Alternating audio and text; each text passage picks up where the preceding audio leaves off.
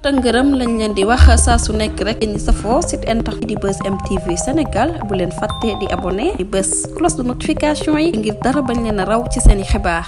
dal leen ak jàmm seen chaîne bii di Buzz M TV ci seen acte du jour kii di Dame Mbodj daal dinay jël ay saafara daal di koy jox ki ñu dippee Fatou Diouf di ministre de la pêche des infrastructures maritimes et portuaires ci réew mi di Sénégal. ndax ministre boobee ginnaaw bam sàkkoo ñu amalal ko ay enquête si ñu war a yor ak ñu warta yor licence de pêche ci réew mi di Sénégal enquête yooyee dañ koo xamal que ne ci réewu Sénégal ci tur yu nekk ci licence de pêche yi ay sénégalais lañ waaye boo wàccee ci terrain bi en réalité ay bateau chinois ngay fekk ñuy nappee turu licence de pêche yooyee nga xam ne ay turu Sénégal ñoom ñoo ci daal di nekk. si li ni mel kii di Dame Mbodj ne lu sabab ci turu licence de pêche yi mu daal di ci am ay turu sénégalais te boo wàccee ci terrain bi daal di gis turu licence sénégalais yooyee ay chinois di ko nappee ne li ni mel bu amee chinois yi dañoo amal liñ dippee prête-nom ne mbir moomee nag ngir lijjanti ko lu yomb la ndax ne kii di ministre de la pêche mun naa daal di oolu képp ku yore licence de pêche ci réew mi di Sénégal ne bu kooku ñëwee dañuy njëkk a saytu état financier am daal di xool ndax lu mu yore ci koppar mun naa jël ay employés yi nga xam ne dañuy liggéey ci bateau bi waaye tamit ne buñ paree loolee ñu daal di xool ndax kookee daal di nay am liñ dippee quitus IPRES ngir ñu mën a xam ndax kookee moo ngi versel employé yu mu jël ci bateau yi liñ dippee caisse de sécurité sociale waaye tamit ne buñ paree ci li ni mel ñu daal di saytu ndax kookee am na liñ dippee quitus fiscal si li ni mel dinañ xam ndax kookee moo ngi fay impôt ci réewu Sénégal waa wala déet ne bu si mujj nag dañuy xool kookee ndax am na ay structure sur terre maanaam ndax kookee am na ay bureau yi nga xam ne ñoom ñooy coordonné liggéeykat yu nekk ci bateau bi ak entreprise yu nekk ci suuf ne buñ amalee enquête boobee ba noppi képp kuñ te nga yore licence de pêche te nga daal di manqué benn ci élément yooyee ne kookee nañ daal di nanguwaat licence de pêche am ndax ne li ni mel bu amee loolu day tekki que ne kookee soit dafa am bateau di exploiter ñu nekk ci biir wala soit kookee ab prête-nom la. ginnaaw li ni mel premier ministre bii di Ousmane Sonko ci aju màkk bi ñuy waaj a dëgmal ren ci réew mi di Sénégal kookee jël na ay mesures daal di koy jëmalee ci agence de voyage privé yu nekk ci réew mi di Sénégal si li ni mel nag kii président Ousmane Sonko daal na ciy jël ñetti ndogal li si jiitu moom mooy que ne premier ministre bii di Ousmane Sonko ne bépp agence de voyage privé bu jaayee ab nit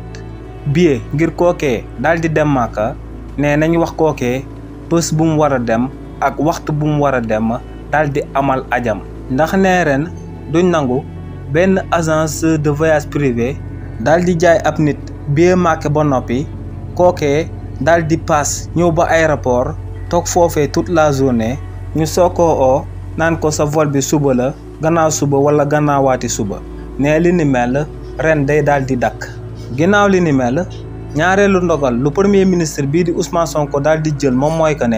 ne bu njëkk ba agence de voyage privé yu nekk ci réew mi di Sénégal limu nit buñ doon jël ngir ñooñee daal di encadrer voyageurs yu doon bàyyeekoo Sénégal di dem Màkka ne limu boobee dafa tuuti lool ndax ne ñooñee limu nit buñ doon jël ci 30 ba 35 personnes la doon daal di mot ne limu nit boobee nag dañ ko war a yokk ba 50 personnes ndax ne ñuy bàyyeekoo Sénégal di dem Màkka di fa amal aj ñu ëpp ci ñooñee ay màgget lañ te ne ñooñee dañ leen a war a daal di taxawu bu baax a baax a baax ginnaaw li ni mel ñetteelu ndogal lu premier ministre bii di Ousmane Sonko jël moom mooy que ne déwén ci réewu Sénégal paasu billet Màkka bi dinañ ko wàññi te ne li ni mel dina si waxtaanaat bu baax ak entreprise de voyage privé yu nekk ci réew mi di Sénégal ngir billet Màkka boobee déwén ñu daal di koy wàññi. ginnaaw li ni mel gouvernement kii di président Bassirou Diomaye Faye ci njiitalu premier ministre bii di Ousmane Sonko dañoo jël place bu mag a mag daal di koy jagleel waa armée nationale lu sabab lu tax ñu wax li ni mel moom mooy que premier ministre bii di Ousmane Sonko ci première réunion interministérielle bu mu fi daal di amal kookee xamaloon na Sénégalais yi que si li jëm ci séddale jiwu bi ci réew mi di Sénégal léegi armée nationale lañ koy dénk ndax ñoom ne wóolu nañ bu baax waa armée nationale te ñooñee buñ duggee ci séddale ndiwu gi ñi nga xam ne amuñu tool duñ béy duñ ay béykat te nekkoon ci njiwu gi di ci amal ay luuboor ak njuuj njaaj ñooñee ginnaaw bu waa armée nationale waree séddale njiwu gi ñooñee dinañ daw ndax ñemewuñ armée nationale. waaye tamit ginnaaw li ni mel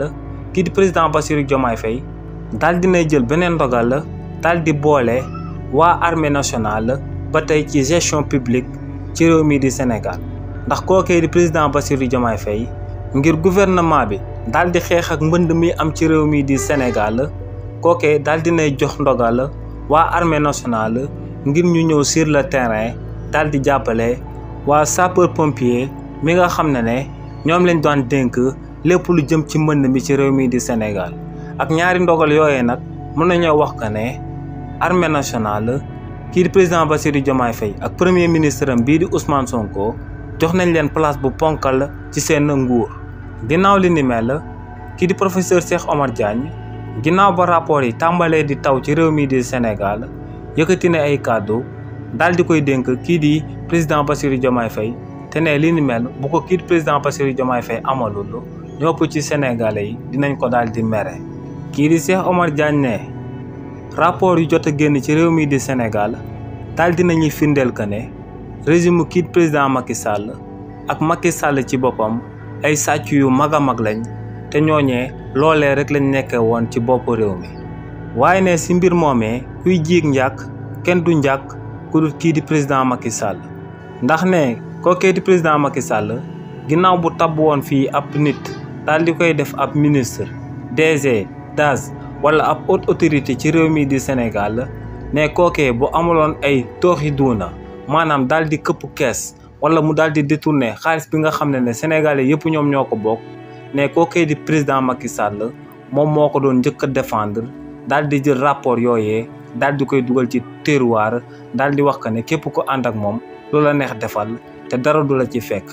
waaye tamit ne kii di président Macky Sall moom ci wàllu boppam da doon bokk ci ay détournement ay luubal ak i tooxi duuna ci réew mi di Sénégal. donc ne lu war kii di président Bassirou Diomaye Faye balaa moo jàpp kenn ku bokkoon ci régime kii di président Macky Sall moom mooy mu daal di jàpp